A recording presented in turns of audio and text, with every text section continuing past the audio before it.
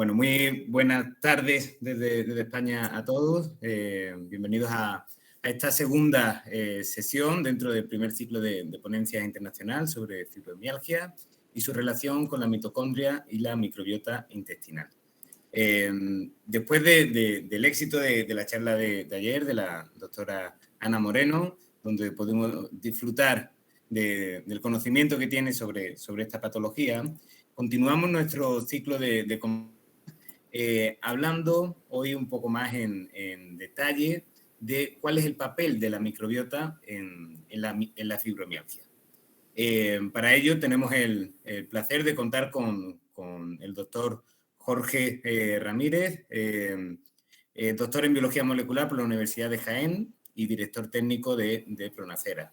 De hecho, Jorge, hoy buscando encontré tu tesis doctoral, porque yo fui partícipe de ese tribunal y la verdad que contento de tenerte entre nosotros y que hoy puedas deleitarnos con este tema. Durante sus años de tesis investigó las bases moleculares de la enfermedad, tanto en cultivos celulares como en plasmas de pacientes, también mujeres sanas, además de investigar el efecto que tiene sobre la patología el aceite de oliva y sus compuestos antioxidantes. Actualmente es el responsable de la línea de investigación que tenemos en la empresa sobre la fibromialgia y hoy nos deleitará con su ponencia que tiene como título El papel de la microbiota en la fibromialgia, cómo estudiarla. Así que, sin más dilación, te cedo la palabra y esperamos disfrutar de ello. Estupendo, David. Pues muchas gracias por tu presentación y por la oportunidad que me diste en su momento de unirme al equipo y de continuar hoy aquí con vosotros.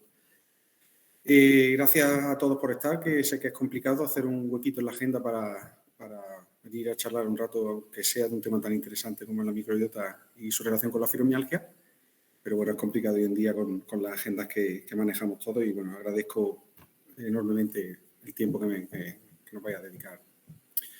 Bueno, también antes de comenzar, agradecer a la ayuda que hemos tenido desde la empresa, desde Pronacera, para difundir estas jornadas internacionales por parte de nuestros compañeros allá en el otro lado, de nuestros partners en Perú, Hermanilab Genetics, y en Argentina, Innovum. Y bueno, pues lo dicho, no voy a pararme en presentarme, ya lo ha hecho David muy bien. Vamos a empezar con la ponencia que se titula, como veis en pantalla, el papel de la microbiota en la fibromialgia y cómo podemos evaluarla, ¿no? En pantalla os muestro un breve índice de los puntos que quiero tocar en la tarde de hoy. Vamos a empezar introduciendo algunos conceptos generales que son importantes para entender un poco la relación de estos microorganismos con nuestro cuerpo y cómo afectan en la salud y la enfermedad. En concreto, el concepto de microbiota hace referencia al diverso grupo de organismos microscópicos que habitan un determinado nicho ecológico. Estas poblaciones comúnmente están compuestas de un amplio grupo de seres vivos de distintos reinos como bacterias, hongos y otros tipos de microorganismos como los virus. Sin embargo, si hablamos de microbioma, es un concepto que se usa a veces indistintamente, aunque no significa lo mismo. Si hablamos de microbioma, nos estamos refiriendo al conjunto de los genomas de todos estos microorganismos que habitan en un nicho ecológico concreto y los metabolitos que estos producen y que interactúan con el entorno que les rodea, con el resto de microorganismos y con el medio.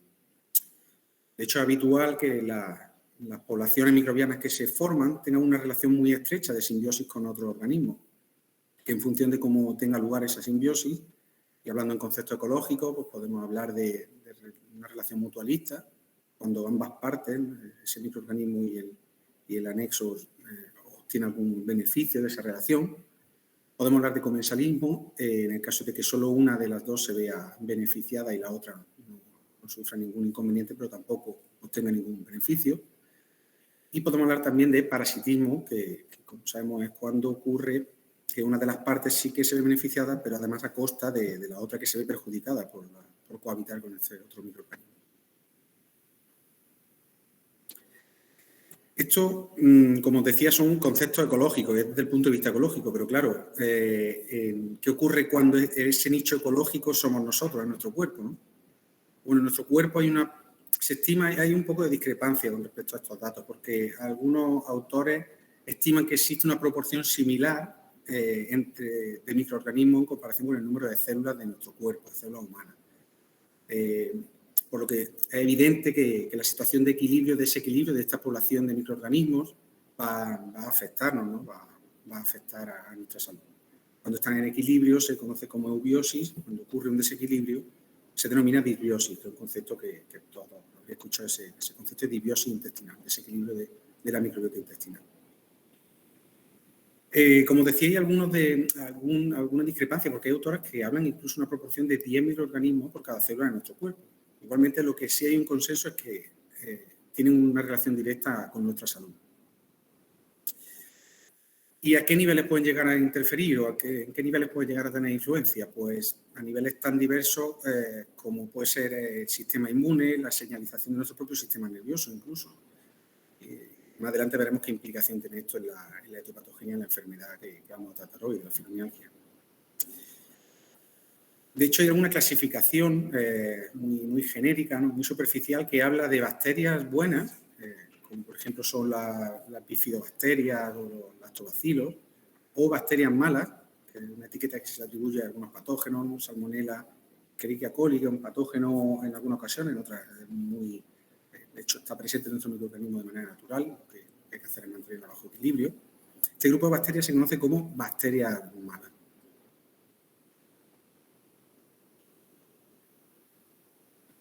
Además, todos estos microorganismos de los que estamos hablando se reparten por distintas localizaciones de nuestro cuerpo. Pueden estar en la boca, en el canal auditivo, en el aparato reproductor o incluso en el sistema digestivo. Siendo último, este último que os digo especialmente, el intestino, el que mayor cantidad de microorganismos va a albergar.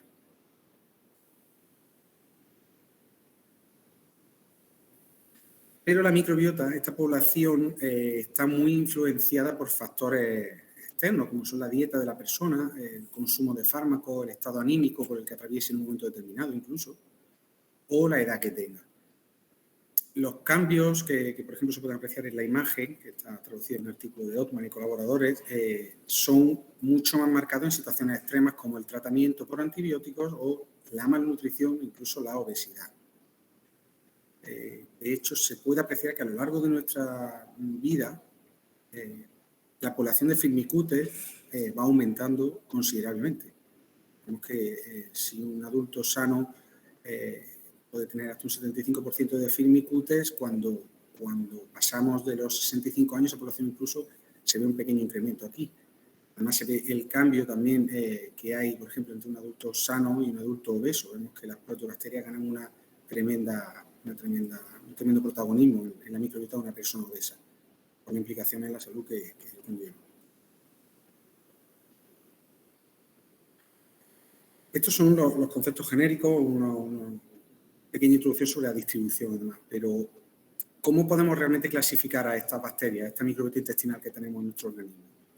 Podemos referirnos a clasificarla según dos criterios. Podemos hablar en criterios filogenéticos, o clasificación filogenética, o una clasificación funcional. Es decir, podemos diferenciar entre quiénes son los que componen esa microbiota y qué hacen los que componen esa microbiota intestinal. Atendiendo al primer criterio, en el gráfico de la izquierda, vemos que los filos más comunes son los filos firmicutes en color verde y bacteroidetes, en color morado. Seguido las proteobacterias, que hablábamos antes, que ganan más protagonismo en adultos obesos, y otros filos como fusobacterias o verrucomicrobias. Aunque esta proporción varía, como decíamos antes, comúnmente se acepta que en torno al 50% de las bacterias intestinales van a pertenecer al filo firmicutes, mientras que el 41% sería del filo bacteroidetes. Igualmente, ambas están muy distanciadas del siguiente filo de proporción que decíamos que eran las proteobacterias.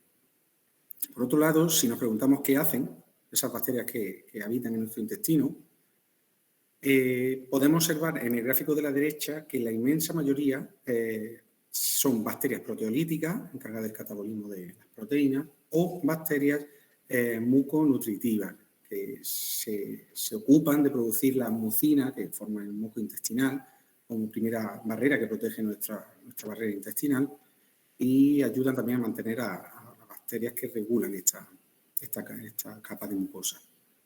El resto corresponderían a bacterias que específicamente se encargan de apoyar nuestro sistema inmune en su desarrollo y proteger el equilibrio de poblaciones de las bacterias, evitar que proliferen las bacterias patógenas o favorecer el crecimiento de bacterias beneficiosas para nuestro intestino.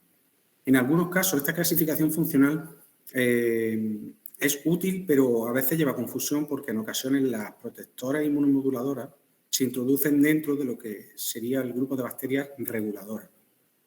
Según qué informe de microbiota intestinal se trabaje o qué fuente se consulte, se puede hablar de dos conceptos por separado, protectora e inmunomoduladora, o unificados bajo el criterio de reguladora.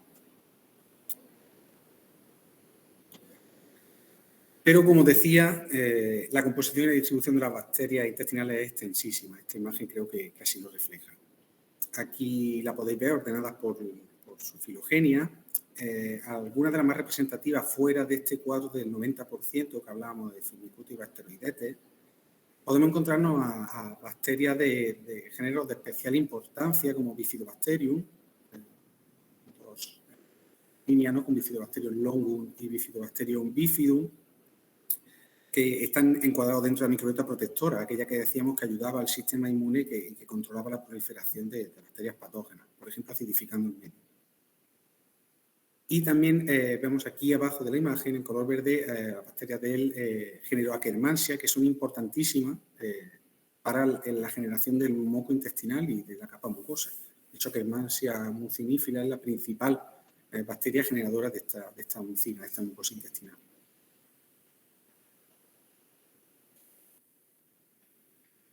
Pero la composición de la microbiota, y vuelvo a incidir sobre esta idea, no es estable en el tiempo y además varía entre la propia población.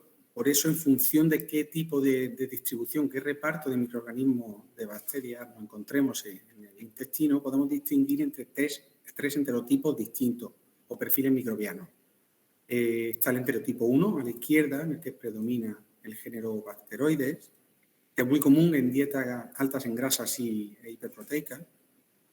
Está el enterotipo tipo 2, en el que predomina la bacteria del género Prebotella, que suele estar presente en aquellas personas con dietas basadas en vegetales, sobre todo en fibra vegetal. Y el enterotipo tipo 3, en el que predomina el género Ruminococcus. Este parece ser el más habitual en la población, ojo, en la población occidental, porque se han apreciado, como decía, diferencias entre distintas culturas y continentes, y nosotros, en la propia experiencia nuestra, de los análisis de microbiota intestinal que realizamos, por ejemplo, estamos viendo que en Perú el enterotipo predominante no es el 3, estamos viendo una mayor prevalencia de enterotipo tipo 2. Realmente tiene mucho que ver, evidentemente, las costumbres culturales, los patrones alimenticios.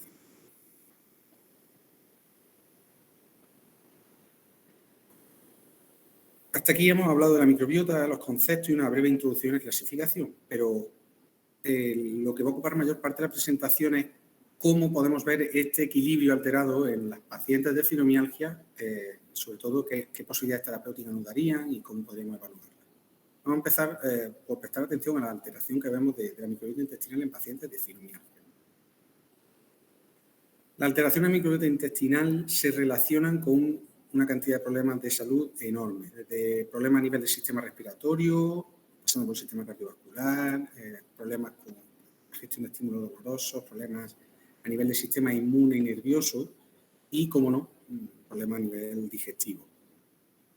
Precisamente estos cuatro últimos tienen una estrecha relación con la etiopatogenia de la fibromialgia, ya que las pacientes sabemos que tienen una tremenda complicación a la hora de gestionar los estímulos dolorosos y que no lo son tanto, pero su organismo lo interpreta como tal. Manifestaciones clínicas que podrían asociarse a problemas de autoinmunidad. De hecho, hace bien poco ha salido un artículo interesante, muy controvertido, porque tiene unos resultados bastante reveladores que apunta a la fibromialgia como una enfermedad autoinmune. Sería interesante seguir investigando esta línea. También tiene complicaciones estas pacientes a nivel de control del estado de ánimo y la gestión del sueño, como sabemos, y múltiples molestias gastrointestinales. Es extremadamente habitual encontrarse a pacientes de fibromialgia con intolerancia alimentaria, con SIBO, con LIBO, con síndrome de intestino irritable, con enfermedad de Crohn, una gran cantidad de problemas digestivos. Si recurrimos a la bibliografía científica, que es lo que debemos hacer siempre cuando uno investiga sobre la base molecular de una enfermedad y sobre qué tipo de alternativas puede haber al tratamiento o al diagnóstico que hay hoy en día, vemos que hasta la fecha se han publicado un total de 21 artículos que hablan de la relación entre la microbiota intestinal y sus metabolitos con la fibromialgia y los síntomas más característicos de esta enfermedad, como el dolor crónico o la fatiga. De todos ellos, hemos hecho un filtro y creo que destacan por su calidad y la actualidad los trabajos que presentaron Clos García y colaboradores, Minervi y colaboradores, ambos del año 2019, y una revisión sistemática de Erdrich y colaboradores del año 2020, que nos va a venir muy bien para entender el punto en común entre estos artículos y qué sería, digamos, un buen punto de partida para analizar la microbiota en pacientes de fibromialgia.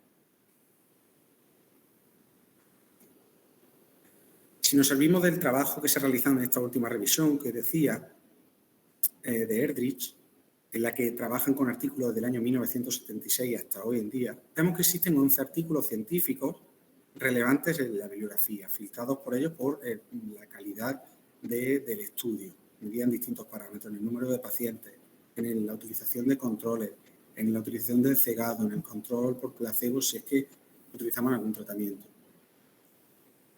Como vemos, la inmensa mayoría son estudios de casos controles, a excepción del estudio de Schichi, que es prospectivo, y utilizan como controles a pacientes sanos o de otras patologías comórbidas a la fibromialgia. Lo vemos aquí como pacientes de síndrome de intestino irritable, en este caso, el estudio de Rodrigo, o de artritis reumatoide, caso del estudio de Michels en el 2005. Veis que además son bastante ricos diversifican mucho el grupo control. Vemos los dos estudios que vamos a comentar a continuación. Vemos que en el caso de Minervi, además, utiliza controles tanto relacionados a nivel familiar como simplemente que cohabitan con las pacientes para tener, digamos, como controles del entorno, ¿no? O alimentación y el ambiente, y controles no relacionados en absoluto con las pacientes. Son estudios de bastante calado. Además, manejan una N de pacientes, de por encima de 70 pacientes, que es una N meritoria en los estudios con pacientes de fibromialgia, como veremos a continuación, y por experiencia propia así lo puedo confirmar. Con respecto al artículo de Clos García y colaboradores, vemos que hay claras diferencias en la composición de la microbiota y el metaboloma plasmático de los pacientes de fibromialgia cuando los comparamos con personas sanas. Si nos fijamos en la imagen de la izquierda, los pacientes tienen mayores niveles de Dorea y Roseburia. Estas son de la familia Lacnospiraceae. Y también tienen niveles elevados de Papilibacter y Pseudoligranulum, ambos de la familia Ruminococcacea. Sin embargo, punto opuesto, vemos que los niveles de Bifidobacterium, Eubacterium y Clostridium son menores. Veremos a continuación qué implicación tiene esto. Si nos fijamos a la derecha en los niveles de metabolitos en el suero, llama la atención principalmente en este vulcanoplot. Vemos cómo destacan mucho los niveles de L-glutamina, ya no tanto por el fold change, por el ratio que también, sino por la significación estadística que tiene. Y además va de la mano de una alteración en los niveles de los pacientes de L-glutamato derivado.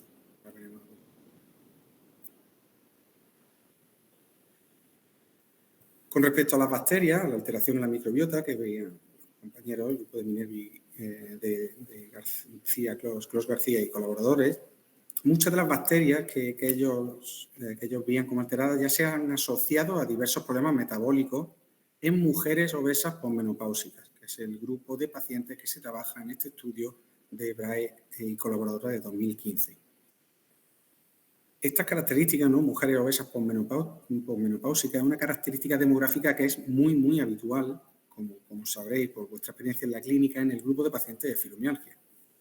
Vemos en el mapa de calor, traducido y adaptado del artículo, como decía, de Brahe y colaboradores, que hay una correlación negativa o inversa entre todos los parámetros, prácticamente todos los parámetros relacionados con la resistencia a la insulina, problemas a nivel metabólico.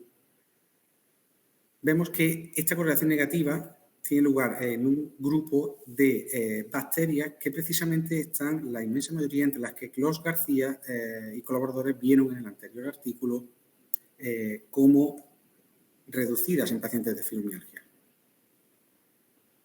Vemos que tenemos aquí a Clostridium, vemos también algunos Bacterium y Bifidobacterium. Es decir, bacterias que se habían visto con menores niveles en pacientes de fibromialgia tienen una correlación inversa con parámetros relacionados con la resistencia a la insulina. Es decir, este artículo de Bray y colaboradores viene a demostrar que una caída en estos niveles de bacterias en personas, en mujeres obesas posmenopáusicas, significaba un aumento en estos parámetros relacionados con la resistencia a la insulina. Yo creo que es un hallazgo cuanto menos interesante. Además, es muy interesante igualmente ver la correlación positiva que hay entre los géneros Doria y Roseburia, que os sonarán porque son los que Clos García vieron como elevados, con marcadores de inflamación clásicos como la proteína C reactiva, la tenemos por aquí, la proteína de yuma lipopolisacárido o el antígeno CD14. Es decir, las bacterias que se habían visto reducidas, digamos, en pacientes de fibromialgia, tienen una correlación positiva con parámetros relacionados con la inflamación. Es decir, podemos estar hablando de que estarían ayudando a disminuir estos parámetros en pacientes de fibromialgia. Por tanto, hablaríamos de un vínculo entre la microbiota y muchos de los problemas metabólicos que se dan en las pacientes de fibromialgia, como alteraciones en el metabolismo, de hidrato de carbono, por ejemplo, y lípidos, incluso también con un problema en la respuesta inflamatoria.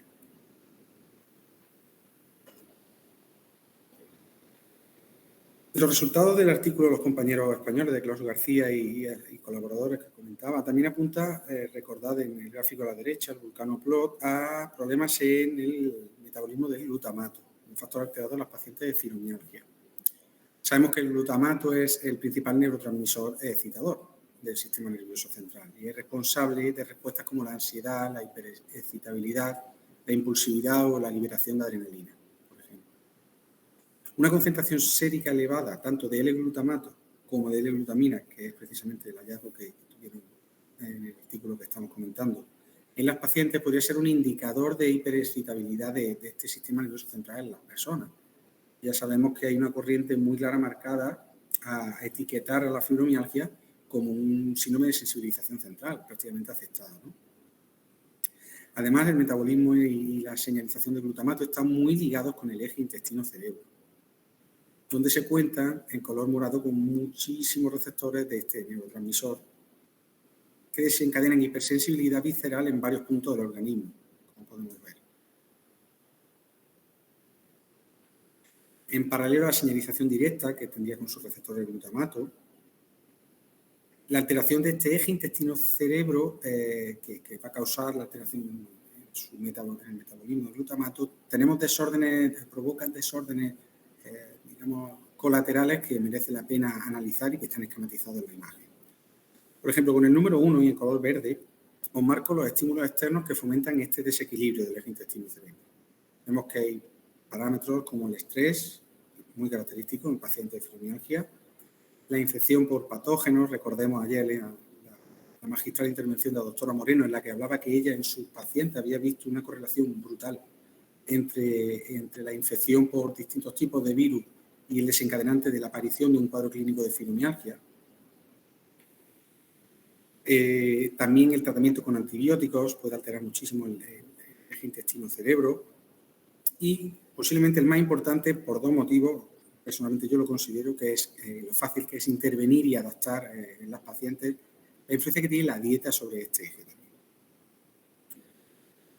Si avanzamos hacia el número 2, vemos que la afección del eje hipotalámico pituitario adrenal, con el consecuente aumento de producción de cortisol y la alteración del equilibrio de la microbiota intestinal, provocan que en última instancia tengamos problemas de señalización del sistema nervioso entérico, a nivel intestinal, que se traduce en una disfunción neuromuscular importante.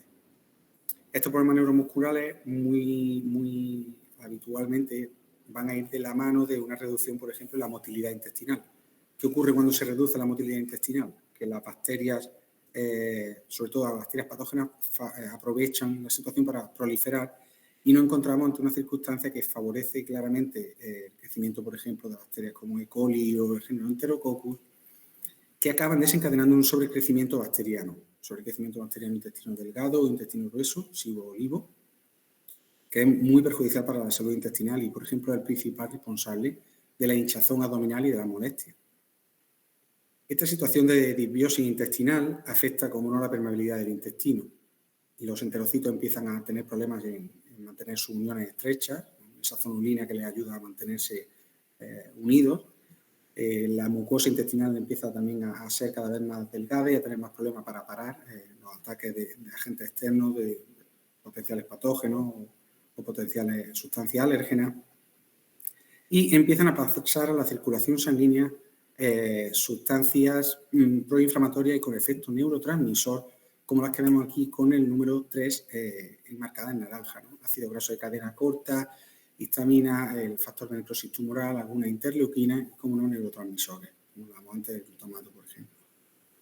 De esta forma se cierra el círculo, pues tal y como se muestra con el número 4, cuando estas sustancias pasan al torrente sanguíneo, la barrera hematoencefálica también se ve afectada, llegan al sistema nervioso central y se fomenta la hiperexcitabilidad cerebral y estos problemas a nivel del sistema nervioso central que tan comunes son en las pacientes de fibromialgia. Por tanto, esta sensibilización central que se caracteriza, que se ve comúnmente en fibromialgia, se vería prolongada por factores intestinales y neurohormonales que podrían o deberían poderse atajar, por lo menos empezar a solucionar con una intervención dietética y la utilización de probióticos y prebióticos.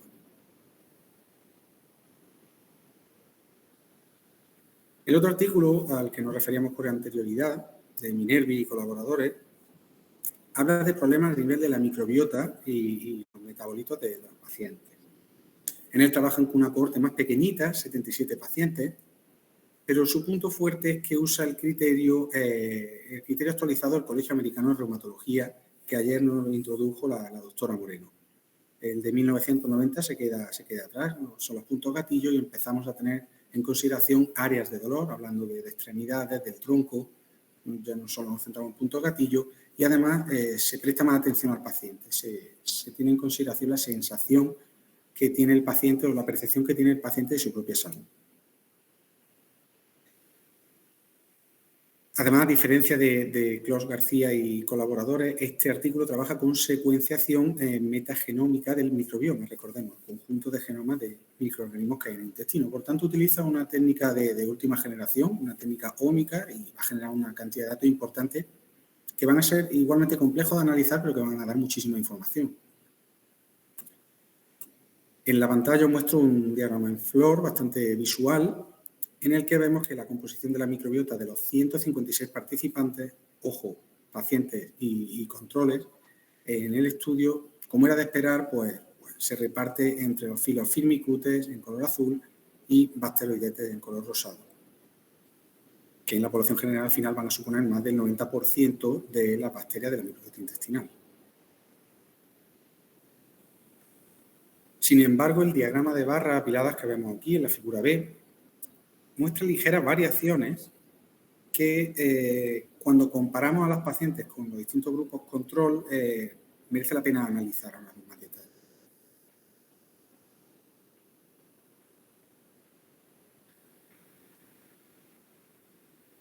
Vemos la comparación entre pacientes de fibromialgia en color morado y controles no relacionados con ella. Recordemos que en este estudio se utilizaban controles familiares, controles del entorno que cohabitaban con ella en el mismo lugar o controles no relacionados. En este caso vamos a comparar controles no relacionados, digamos un control puro. En el gráfico de la izquierda podemos ver que, por ejemplo, la mayor parte de bacterias del filo Bacteroidetes demostraron diferencias significativas, estaban elevadas en las pacientes de fibromialgia. Igual ocurre con el filo Firmicutes. Hay algunas excepciones que quiero que nos detengamos a analizar, por lo menos señalar con más detenimiento. Y es que entre las bacterias que tienen más abundancia en las mujeres sanas, encontramos a Faecalibacterium praunici, que favorece el crecimiento de Akkermansia, recordemos, la principal productora de moco intestinal, de la barrera mucosa intestinal. Pues Faecalibacterium brownici favorece el crecimiento de Akkermansia a través de la producción de ácido graso de cadena corta beneficiosos y nutritivos. Además, tiene un importante efecto antiinflamatorio cuando llegaban también a sobrepasaban la barrera broncoencefálica y llegaban a señalizar en el sistema nervioso central. Esto ocurre también con bacteroides uniformes. Esta misma función también está menos común en personas. Está presente en las personas sanas, pero es menos común en las pacientes de fibromialgia. En el contexto de hipersensibilidad visceral e inflamación que sabemos que ocurre en las pacientes de fibromialgia, el hecho de que haya una menor abundancia de estas dos bacterias no haría más que, obviamente, empeorar la clínica del paciente, porque estaríamos en un escenario de permeabilidad intestinal, respuesta inflamatoria y nociceptiva aún más marcada. La mucosa es más difícil de mantener, la permeabilidad intestinal se incrementa y cerramos el círculo vicioso del eje intestino-cerebro que antes estábamos representando en la imagen.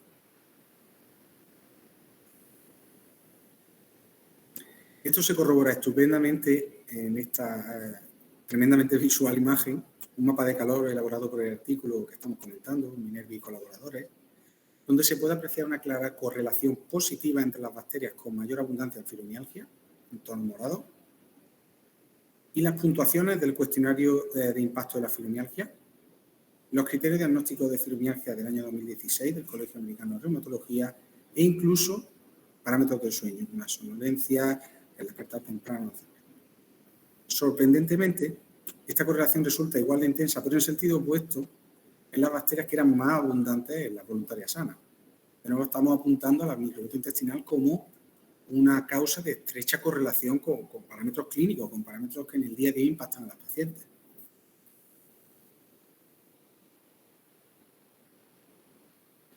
Pero con esta enorme cantidad de datos que se generan con los estudios con ciencia ómica, como es este de Minervi, la pregunta es más que evidente, ¿no? Casi que sale a la palestra. Y es que, ¿qué podría sacarse en claro de todo esto? Muchos datos, muchos géneros, microbiota intestinal alterada, pero también cambia en pacientes, también cambia con la edad, también cambia entre grupos culturales. ¿Qué podemos sacar en claro de todo esto?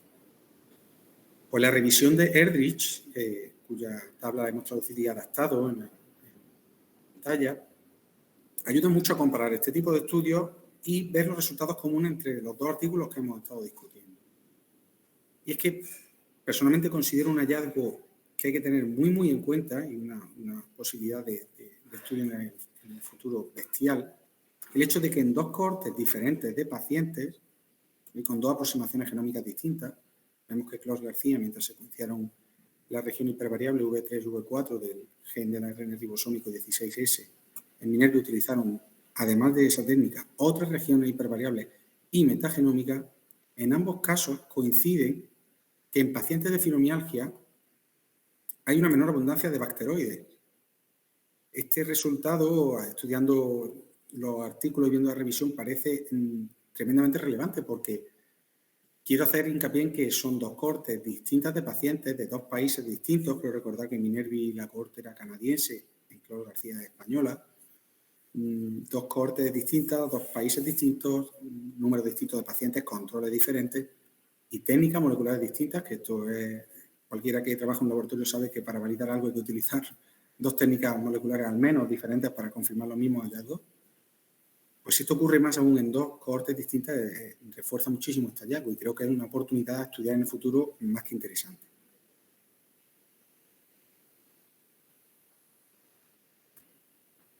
Curiosamente, esta imagen es similar a una que mostraba ayer la doctora Moreno, hablándonos de la sinapsis neuronal desde el punto de vista de la normalidad y de la hiperexcitabilidad. Curiosamente, los bacteroides son uno de los principales reguladores de la señalización GABAérgica en el eje intestino-cerebro.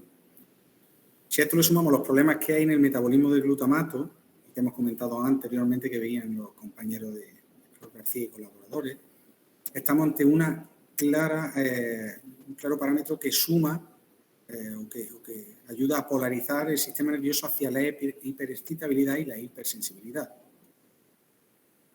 Vemos una esquematización a la derecha, como os digo, de esta circunstancia en las fibras nociceptivas delta, tipo A delta y tipo C, son las más finas, son las finales, digamos, del sistema nervioso que es encargada de captar los estímulos externos, y que un artículo del doctor Collado de Barcelona ya demostró por técnica de imagen a nivel morfológico que eran unas fibras que además estaban extremadamente delgadas en comparación con mujeres sanas.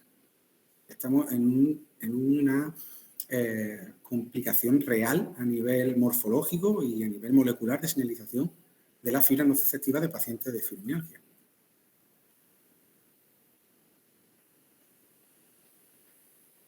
Y quizá la pregunta del millón, hacia dónde nos vamos a encaminar, es desde el punto de vista terapéutico. ¿Qué nos aporta a nosotros estos hallazgos? ¿Qué creemos que podría ayudar en la clínica a la terapia que se utiliza en estos pacientes? Pues creo que esto no hace más que reforzar una cosa que no es nueva, que se lleva diciendo desde hace años, desde la Liga Europea contra el Reumatismo, la EULAR, desde el año 2016, quiero recordar, y otras asociaciones que están vinculadas a las patologías relacionadas con el dolor crónico, y es que hay que apostar por la combinación de terapias farmacológicas y no farmacológicas. Estamos cansados, o por lo menos yo podría hablar personalmente, desde la distancia a la clínica y a la atención primaria, de escuchar a pacientes que la terapia a la que están sometidas o la terapia de elección no dejan de ser más que fármacos, neurodepresores, podríamos decir, analgésicos, para tenerla, digamos, en un estado de adormecimiento, como para paliar los síntomas, parar o acallar esos síntomas, pero al final no se ataja la raíz del problema, ¿verdad? Sí que es cierto que la farmacología es innegable que ayuda a controlar los principales síntomas, como el dolor o la fatiga, incluso la falta de descanso también.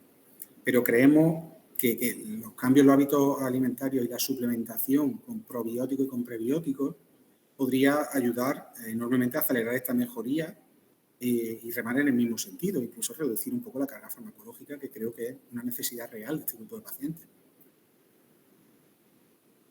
De hecho, los hallazgos que hemos comentado permiten centrarse más en la aproximación no farmacológica desde el punto de vista nutricional, que hoy en día, según qué sociedades médicas, sigue sonando un poco a terapia alternativa, esa intervención nutricional, esa suplementación, pero es que tiene una sólida base científica detrás. Basta con hacer una breve búsqueda en cualquier base de datos científica y médica, digamos dos artículos en pantalla, por poner un ejemplo, para no llenar la pantalla de referencias bibliográficas, del grupo editorial Nature, que de algo nos sonará, en la que se muestra que hay capacidad del filobacteroidetes de valerse, por ejemplo, de la suplementación con mananoligosacáridos derivados de levadura para proliferar, por ejemplo. ¿Por qué no empezar a explorar esta oportunidad, esta suplementación, para ver si somos capaces de remontar este filo en los pacientes de fibromialgia?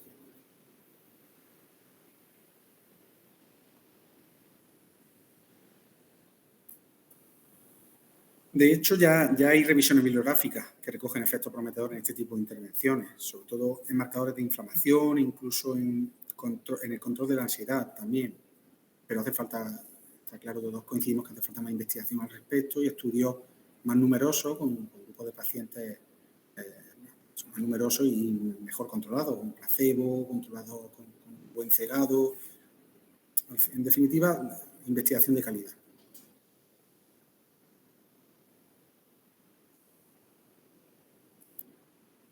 ¿Qué técnicas moleculares podemos utilizar? Porque, claro, hemos visto que hay diferencia en la población, ¿no? En la microbiota intestinal de las pacientes y las mujeres sanas. Vemos también que podría ser una posibilidad terapéutica, pero uno se puede preguntar, ¿y cómo estudio esto? ¿Cómo podemos evaluar esta microbiota intestinal?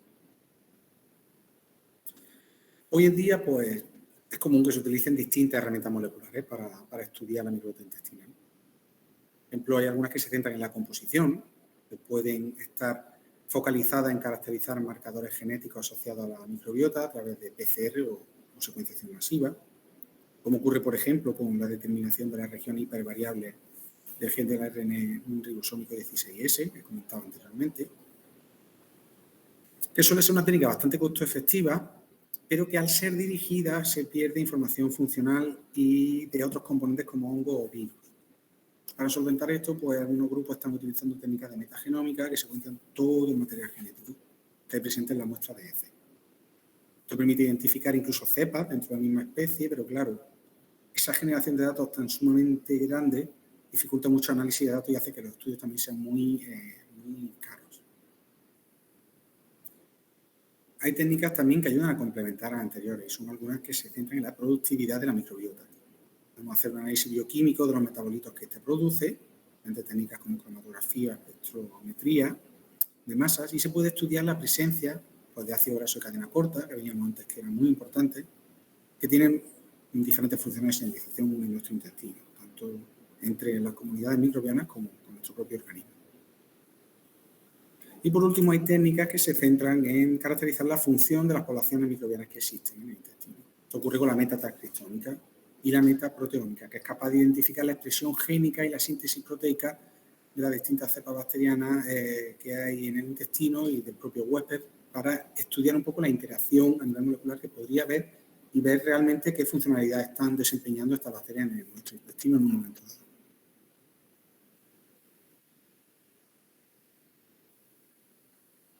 No obstante, por ser bastante costo efectivas, como decía, las más utilizadas se centran en el estudio de la composición de la microbiota. Pero ¿qué diferencia hay realmente entre las que se suelen utilizar hoy en día? Pues principalmente radican en algunas de las limitaciones que tienen y sobre todo también en el precio final de estas. Por ejemplo, mientras que secuenciando el 16S o los espaciadores internos de transcritos que hay en bacterias, en hongos, mejor dicho, tenemos un bajo riesgo de falsos positivos, como aquí podemos ver. Vemos que la secuenciación masiva, por ejemplo, permite alcanzar un mayor nivel de resolución y llegar a caracterizar el perfil funcional incluso. Porque al cubrir esa mayor cobertura genética también y poder valorar expresión génica y proteómica, pues somos capaces de identificar con claridad el perfil metabólico que hay en cada una de las especies y cepas que se identifican. Igual, como os digo, obviamente es más costo efectiva utilizar la secuenciación dirigida que apostar por técnicas de secuenciación masiva.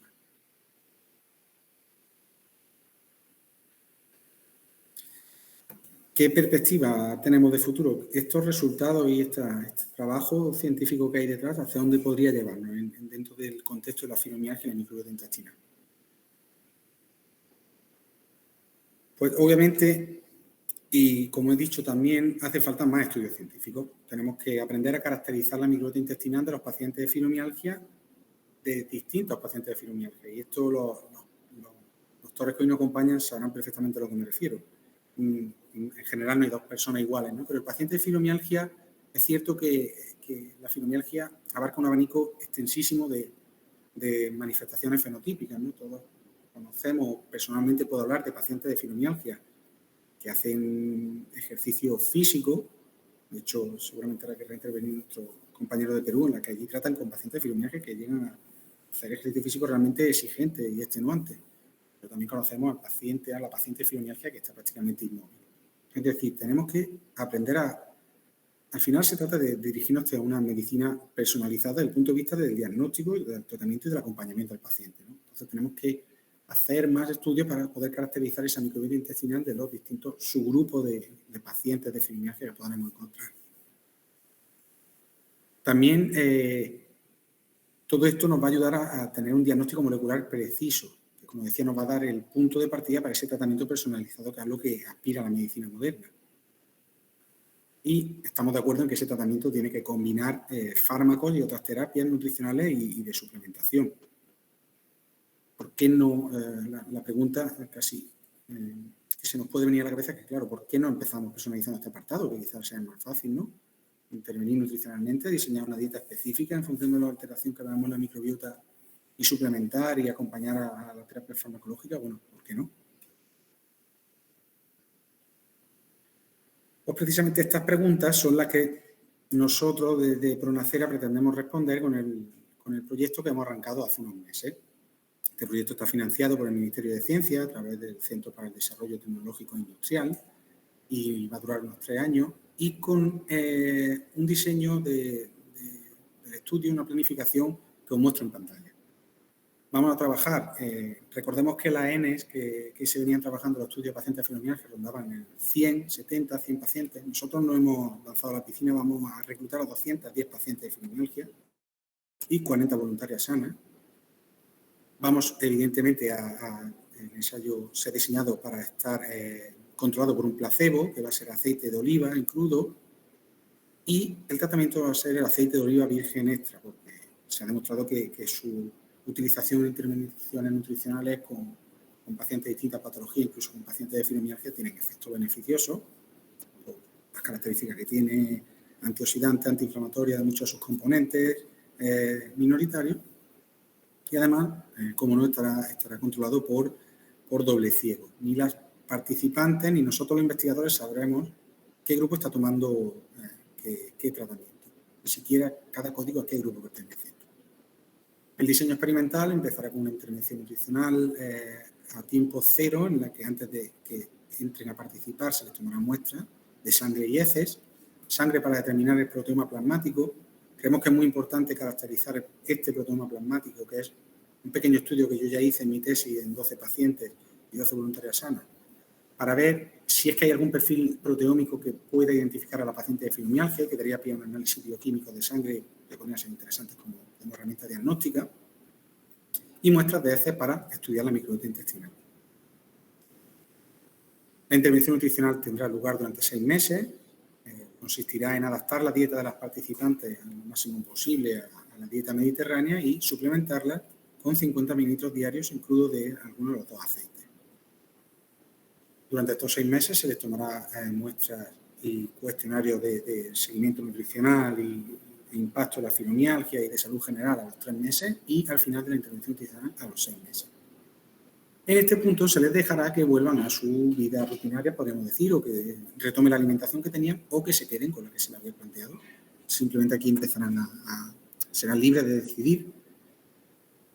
Y después de 6 meses, con la alimentación que ya hayan decidido seguir y sin tratamiento, volveremos a tomarle muestra para ver si alguno de los parámetros que ha cambiado durante este periodo de tiempo volvería a los límites que no nos gustan en este otro periodo de tiempo de 6 meses, con su rendimiento nutricional y valoración también del impacto de la fibromialgia, cuestionario de salud general y todos los cuestionarios que hemos analizado en los 3 tiempos anteriores. Y para terminar, como conclusiones de mi ponencia, creo que es importante mencionar que el avance en el estudio molecular de la microbiota intestinal nos va a proporcionar una valiosa herramienta para el conocimiento de esta compleja comunidad y su relación con diversos procesos patológicos, que muchas de las alteraciones asociadas a procesos de disbiosis intestinal son habituales en la fibromialgia, como el caso de la hipersensibilidad visceral, de la inflamación, del dolor generalizado, de la fatiga, que la menor abundancia de género bacteroides podría estar vinculada a la aparición y desarrollo de la enfermedad, aunque obviamente es necesario un mayor número de estudios a este respecto, y que las intervenciones nutricionales y la suplementación aparecen como terapias no farmacológicas útiles en el tratamiento de los pacientes de fibromialgia, como un coadyuvante real y con respaldo científico más que probado.